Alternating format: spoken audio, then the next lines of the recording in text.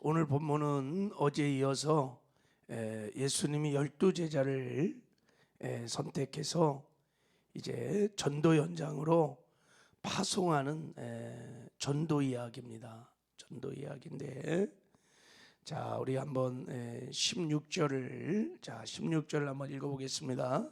시작. 보라, 내가 너희를 보냄이 양을 이리 가운데에 보냄과 같도다. 그러므로 너희는 뱀같이 지혜롭고 비둘기같이 순결하라. 보라, 내가 너희를 보냄이, 내가 너희를 파송한다네. 너희를 보낸다. 거기 2절부터 4절을 보면 예수님이 12제자를 선택하는 내용이 나오고, 우리 어제 살펴본 대로 먼저 예수님께서 제자들을 파송하면서 전도의 대상자를 먼저 선정해 줍니다. 자, 우리 한번 6절을 읽겠습니다. 시작. 오히려 이스라엘 집에 잃어버린 양에게로 가라. 먼저 선민인 유대인들에게 먼저 복음을 전하라고 말씀을 하시고, 이어서 무엇을 전할지 전도의 내용을 얘기해 줘요.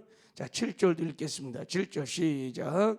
가면서 전파하여 말하되 천국이 가까이 왔다 하라. 천국 복음을 전하. 회개하라. 천국이 가까이 왔느니라. 천국 복음을 전해야 한다. 전도는 여러분 도를 전하는 거예요. 십자가의 도를 전하는 거예요. 전도는 교회를 사람으로 데려오는 인도가 아니라 전도에 복음을 전하는 것이 전도예요. 그래서 복음을 전하거라 하고, 그리고 이제 전도의 방법도 가르쳐 주세요. 전도의 방법, 전략들을 가르쳐 주시는데, 자, 우리 8절도 읽겠습니다. 8절 시작. 병든 자를 고치며 죽은 자를 살리며 나병한 자를 깨끗게 하며 귀신을 쫓아내되 너희가 거저 받았으니 거저 주거라. 그랬어요. 가서 귀신 쫓고 병든 자 고치고 죽은 자 살리고 나병한 자 깨끗해 하고 능력 전도를 하라는 거예요. 능력 전도를. 천국 복음을 전하는, 귀로 듣는 복음을 넘어서 하나님의 나라가 임했다는 것을 보여주라는 거예요. 보는 복음을 전하라는 거예요. 가서 성령 충만하여 귀신을 쫓고 병든 자를 고쳐서 천국이, 하나님의 나라가 이 땅에 임했다는 것을 보여주거라. 보는 복음을 증거하라고, 이게 주님이 가르쳐주는 전도 방법입니다. 그러면서 전도의 구체적인 전략을 가르쳐 주는데 11절, 자 11절 읽겠습니다. 시작. 어떤 성이나 마을에 들어가든지 그 중에 합당한 자를 찾아내어 너희가 떠나가기까지 거기서 머물라. 가는 곳마다 누구를 찾아야 하냐면 복음을 듣기에 합당한 자를 찾으라. 합당한 자, 이게 누구냐면 영생을 주기로 작정한 사람들입니다. 택한 백성들이 가서 그들을 찾아서 그들에게 복음을 전하면 그들이 복음을 들을 것이다. 그러면 그들을 거점 삼고 거기서 복음을 전하거라. 그래서 나중에 거기에 전도자, 이 영생을 주기로 작정한 그 사람들이 초대교회를 보면 가정교회가 됩니다. 가정교회가. 이렇게 전도를 하라고 주님이 말씀하시는 거예요. 초대교회 보면 예수님이 가르쳐준 이 전도의 전략대로 전도를 하는 것을 보게 됩니다. 그래서 초대교회를 보면, 사도행전을 열어보면 그 전도자들이 성령 충만해서 성령의 권능을 받고 가서 막 귀신 쫓고 병든 자 고치고 능력 전도를 해요. 기사와 표적이 막 일어나면 사람들이 글로 막 모이는 거예요. 그럴 때 복음을 전하는 거예요. 천국 복음을 전하면 그들이 그 가운데 택한 백성들, 영생을 주기로 작정한 심령들이 있어요. 그럼 그들은 그 복음을 듣고 구원을 받는 거예요. 이렇게 초대교회는 복음이 증거된 것을 보게 됩니다. 여러분, 우리도 이런 능력 전도가 회복되어야 될 줄 믿습니다. 듣는 복음을 넘어 보여주는 복음을 이렇게 하라고 하십니다. 그리고 이제 오늘은 이어서 전도자의 자세와 각오에 대해서 말씀을 하는 거예요. 자, 우리 16절 다시 한 번만 읽어봐요. 자, 이제 이런 맥락으로 자, 이제 이어서 말씀하시는 거예요. 이 마태복음 10장은 여러분 전도장입니다. 전도장. 전도의 모든 비밀이 여기 다 담겨져 있어요. 자, 16절 다시 한번 읽겠습니다. 시작.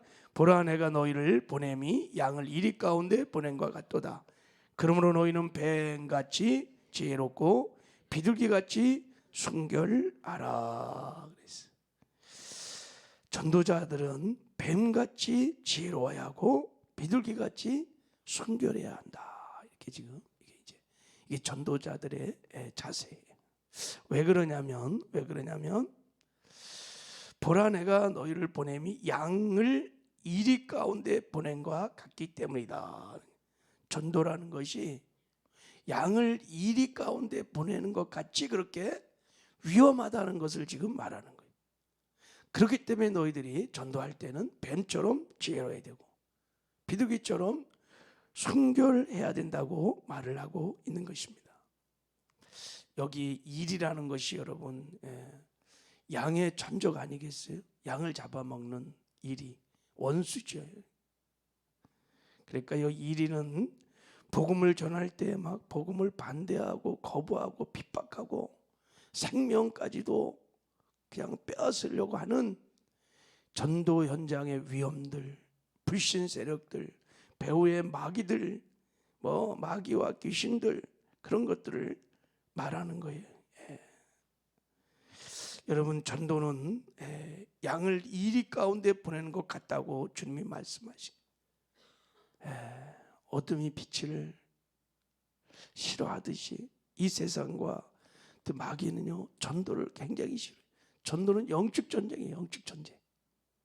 교회가 이 땅에 세워진 이후에 많은 핍박이 있었어요. 왜 그럴까요? 복음을 전해서 핍박하는 거예요. 다른 거 복음을 전해서 핍박을 해요. 그래서 많은 순교자들이 일어났습니다. 여러분, 다른 종교는 순교가 없어요. 기독교만 유일하게 순교의 역사가요.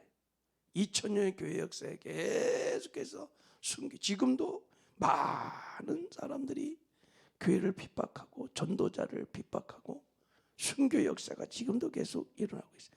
왜 이렇게 전도를 싫어하니까? 왜 이렇게 또 성도들은 전도를 부담스러워하고 하지 않는 겁니까? 전도는요 배후의 마귀가요 참 있어. 이 복음을 전하면요 많은 사람들이 구원을 받을 거예요. 택한 백성이 구원을 받고 나면 예수님이 다시 오십니다. 하나님의 나라가 이 땅에 도래합니다. 그러면 세상 나라는 끝나고 마귀도 끝나는 거예요. 그러니까 교회가 이 땅에 탄생한 이후에 복음을 전할 때부터 끊임없이 지금까지 엄청난 핍박이 있는 거예요. 세상이 싫어해요, 전도하는 거. 주님이 오시면 세상 나라도 끝나는 거예요. 마귀가 싫어해요. 자기의 목을 따는 거예요. 이게 전도라는 게 자기를 끝장내는 거예요. 이게 가장 강력한 영적 전쟁입니다. 이게. 그러니까 주님이 이것을 아시고 말씀하시는 거예요. 전도 양이 이리 가운데 가는 거다. 이렇게 말씀을 하는 거예요. 얼마나 위험한지. 자, 17절부터 한번 읽어보겠어요. 이렇게 말하고 있어요. 17절부터 시작. 사람들을 상가라. 그들이 너희를 공회에 넘겨주겠고 그들의 회당에서 채찍질하리라. 또 너희가 나로 말미암아 총죽들과 임금들 앞에 끌려가리니 이는 그들과 이방인들에게 증거가 되게 하려 하심이라. 전도의 위험한 상황들을 주님이 그냥 다 그대로 얘기를 하고 있는 거예요. 그러므로 전도단은 첫 번째 뱀같이 지려야 한다고 말하는 거예요. 여러분, 뱀은 간교하고 마귀의 상징이에요. 그죠? 근데 여기서는 그런 뜻이 아니고 뱀이 갖고 있는 그 분별력, 민감한, 뱀은 이렇게 다닐 때도 여러분 소리 없이 움직이면서 몸을 숨기며 다니. 적이 딱 나타나면 분별을 정확하게 갖고 자기가 처한 위험 상황에서 긴밀하게 아주 빨리 이렇게 빠져나가는 민첩함이 뱀에게 있어요. 이런 지혜를 배우라는 거예요. 이런 지혜를. 전도자는 이렇게 지어야 되는 지혜로워야 된다는 거예요. 특히 마지막 때는 전도자들이 이런 성령이 주시는 지혜로 충만히 한다는 거예요. 자, 거기 21절을 한번 봐요. 이게 이제 마지막 때 일어날 전도의 현장을 주님이 미리 말씀하셨어요. 21절 한번 읽어볼까요? 시작. 장차 형제가 형제를, 아버지가 자식을 죽는 데 내주며 자식들이 부모를 대적하여 죽게 하리라. 또 너희가 내 이름으로 말미암아 모든 사람에게 미움을 받을 것이나 끝까지 견디는 자는 구원을 얻으리라. 마지막 때는 전도가 더 위험하고 어려울 겁니다. 이제 가족끼리도 서로 팔아넘기는, 그리고 모든 사람이 미워할 거예요. 그럴 때가 점점 올 것입니다. 이제. 그래서 전도자는 교회는 뱀처럼 지어야 한다고 주님이 말씀한 거예요. 그리고 이어서 전도자는 비둘기같이 순결해야 한다. 비둘기같이 순결해야 한다. 이 순결이라는 것은 여러분, 부패한 것, 더러운 것들로부터 섞이지 않는 거예요. 죄와 구별된 거룩함을 말하는 것입니다. 마지막 때 전도자들은 죄와 불의와 세상과 구별된, 정말 구별된 순결한 삶을 살아야 한다는 것을, 이게 전도자의 능력이라는 거예요. 교회가 마지막 때 막 세상과 섞이고 죄와 구별된 거룩함을 다 잃어버리면 전도를 할 수 없습니다. 세상과 구별된 삶을 살아야 전도가 된다는 것을 지금 말하고 있는 거예요. 세상 사람들은 여러분 기독교를 보는 게 아니, 교회를 보는 게 아니라 여러분 교회를 다니는 사람, 기독교인들을 보는 거예요. 그들을 보고 여러분 복음을 판단합니다. 그들을 보고 기독교를 판단해요. 그래서 마지막 때가 되면 될수록 더 우리는 죄와 구별된 거룩한 삶을 살아야 돼. 세상과 구별되지 않고 다 세속에 빠져갖고 세상 사람이나 믿는 사람이나 니나 나나 똑같으면 무슨 복음이 증거될 수 있겠어요, 그죠? 너나 잘 믿어라. 그러지 않아도 그렇게 막 핍박이 있는 이 마지막 때 상황에, 그래서 여러분 예수 믿는 성도들의 능력은 거룩함인 줄 믿습니다. 교회의 능력은 거룩함이에요. 거룩함. 거룩함이 하나님께 나가는 능력이고, 거룩함이 여러분 하나님의 능력을 이 땅에 끌어당기는 능력이면서 동시에 전도자들의 능력인 거예요. 초대교회는 얼마나 이 거룩함이 참 갖고 있었는지, 그냥 교회 안에서 거짓말만 해도요 그냥 죽어나갔어요. 아나니와 삽비라가 거짓말만 해도 얼마나 거룩함이, 그 영광이 충만했는지. 지금은 뭐 거짓말을 하는 게 아니라 막 사기를 쳐도 죽지 않아요. 그만큼 타락. 초대교회는 얼마나 능력 전도를 강력하게 했는지, 귀신이 나가고 병든 자가 고치고. 왜 그랬을까요? 거룩함이 있었기 때문입니다. 거룩함이 하나님의 능력의 통로거든요. 하나님께 나가는 능력이거든요. 근데 이런 것들을 다 잃어버리니까 이게 표적과 기적과 능력들이 잘 안 일어나는 거예요. 우리가 회복되어야 될 줄 믿습니다. 비둘기처럼 거룩해야 한다. 순결해야 한다. 여러분 전도자의 두 가지 능력, 이 지혜와 순결함을 회복하는 정말 능력 있는 증인들로 일어나는 은혜가 있기를 주님의 이름으로 축복합니다. 어떻게 우리가 이런 지혜와 거룩함을 가진 증인이 될 수 있을까? 다른 길이 없어요. 주님이 말씀하셨어요.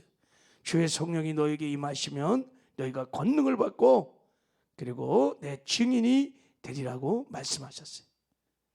성령의 권능이 임하려면 성령이 너에게 임하셔야 한다는 거예요. 이때 여러분 임한다는 뜻이 이런 뜻이에요. 성령이 너에게 임하시면 이것은 내 안에 임하신 우리 그 성령님을 인정하고 그 주님을 의지하고 바라보며 그 성령께 사로잡힌다는 뜻이, 순종한다는 뜻이. 그러면 성령의 권능이 나타나게 돼 있어요. 성령의 권능이 나타나면 증인이 된다는 거야. 내가 증인이 막 된다는 뜻이 아니라 되어진다는 뜻이에요. 이게 수동태입니다. 그러니까 우리가 성령 충만하여 성령에 사로잡히면, 그러니까 성령께 순종하면 권능이 나타나게 되고, 권능이 나타나면 증인이 된다는 것입니다. 그래서 우리는 마지막 때 여러분 성령의 충만을 구해야 돼요. 그리고 성령에 사로잡혀야 돼요. 성령 충만이라는 것이 여러분 성령을 뭐 많이 소유한다는 뜻이 아니에요. 성령께 순종한다는 거예요. 늘 성령을 인정하고 성령을 의지하고 성령께 순종할 때 성령의 권능이 나타나서 우리가 복음의 증인이 되는, 그래서 죽어가는 영혼들을 죽게 인도하는 구원의 역사가 일어나는 줄 믿습니다. 그래서 증인은요, 자석이 마치 세부치가 붙듯이 여러분 증인이 거룩함과 성령의 권능으로 지혜와 명철을 갖고 있는 증인이 가는 곳마다 전도의 문이 열리고 택한 백성이 붙는다는 거예요. 이게 전도의 주님이 가르치신 전략. 성령 충만해야 될 줄 믿습니다. 오늘도 여러분 우리 성령 충만하여 성령에 사로잡혀 복음을 전해서 죽어가는 영혼들을 죽게 인도하는 구원의 역사를 이루어가는 저와 여러분 되기를 주님의 이름으로 축복합니다. 하나님 아버지, 주의 성